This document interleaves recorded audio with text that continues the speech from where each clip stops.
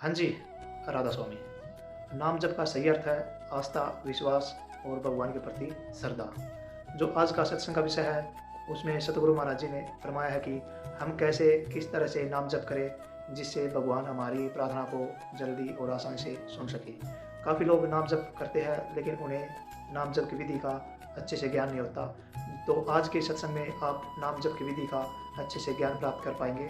तो सत्संग को पूरा सुनने का कष्ट करें। राधा स्वामी। कुछ समय के लिए तुम्हें गुरु याद रह सकता है, जब अंदर में तुम जाओगे और अपनी मन की वृत्तियों को एकाग्र करोगे। जब तुम्हारा मन टिक जाएगा तो तुम्हें एक ही नजर आएगा, गुरु और चेला भी दो नहीं है वहाँ। ये दो ही तो बाद में बनती है, लेकिन एकम एका जब तक नहीं हो जाते तब तक इस रूह का पीछा नहीं छूटता है। इसलिए हमें जब ये 3 प्रकार के गुण बता दिए, उसमें भी अब सुमरण करते हो। सुमरण भी कितने सुमरण है, भजन है, ध्यान है।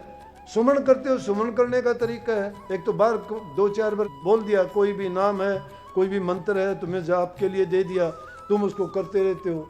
चलो, ये इससे भी 100 गुना ज़्यादा उसमें है कि जिसमें होठ कंठ नहीं हिलते।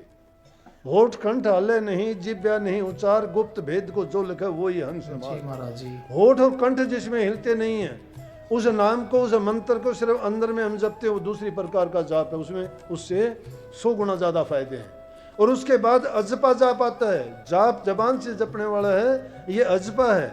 उसके बाद अनहद हो जाता है। उस अंदर को जपते जपते जब तुम एक तब में आ जाते हो तो वो अनहद पहुंच जाता है कि वो अपने आप, जिसको कबीर साहब कहते हैं कि माला जपू न हर बजोर मुख से कहूँ न राम, मेरा साईं मोको भजत तब पाऊँ विश्राम।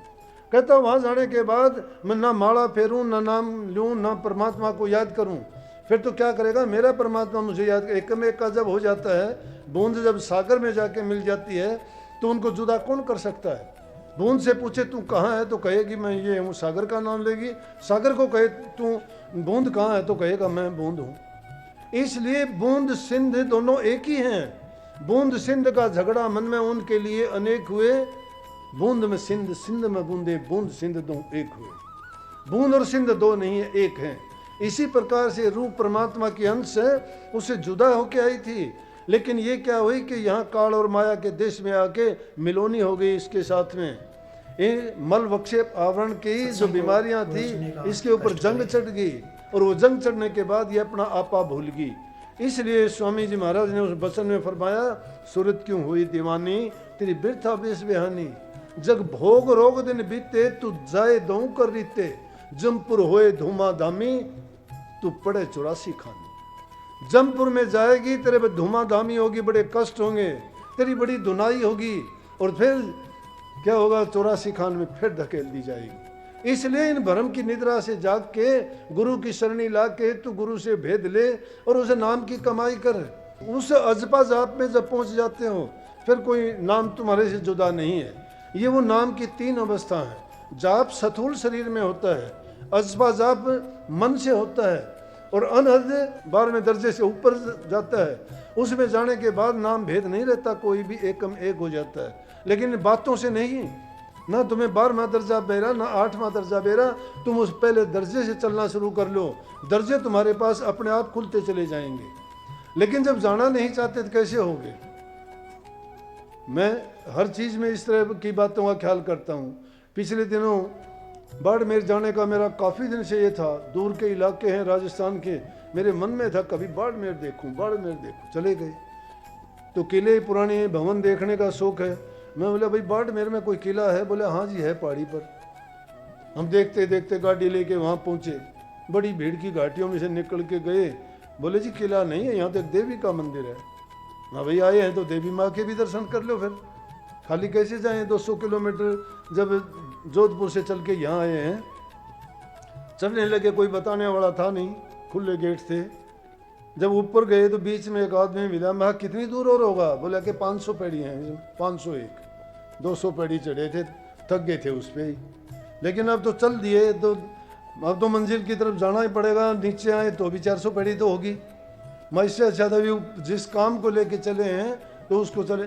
जब इंसान हिम्मते मर्द मददे खुदा, ये मत सोचो नहीं हो सकता।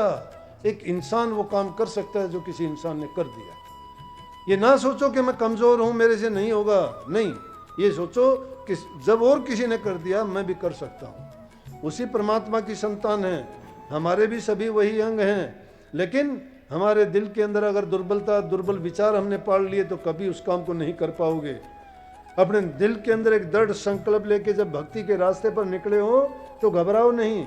इस रास्ते पर चलने वालों के लिए सबसे पहले बुराई तुम्हारे घर से शुरू होगी, तुम्हारे भाई बंधुओं से, माँ बाप से होगी, फिर तुम्हारे पड़ोसियों से होगी, फिर तुम्हारे आसपास और रिश्तेदारों से भी होगी।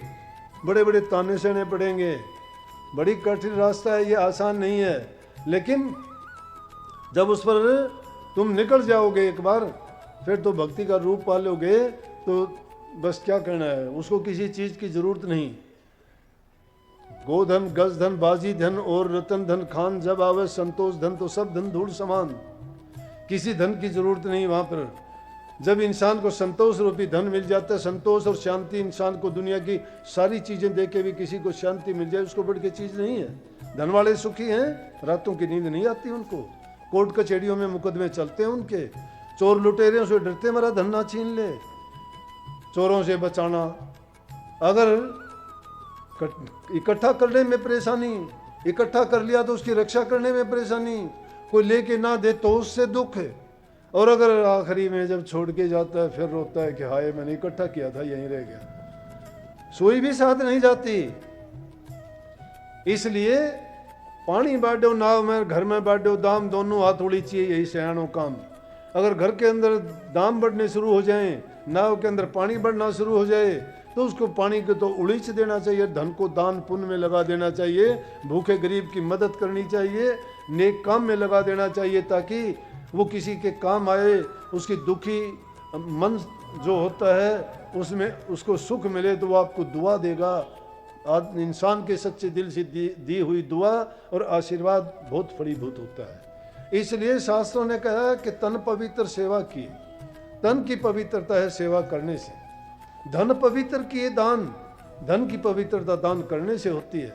और मन पवित्र हरि सुमरण से तिरबिद हो कल्याण। मन की पवित्रता और शुद्धता तो प्रभु के भजन के और नाम के सुमरण से होती है। जो प्रभु को विसार देता है वो समझो कि दुनिया से गया, उसका खाता बंद है, उसने अपने जीवन को बर्बाद कर लिया है। इसलिए सबसे आवश्यक चीज है कि घरों में प्यार प्रेम रखना।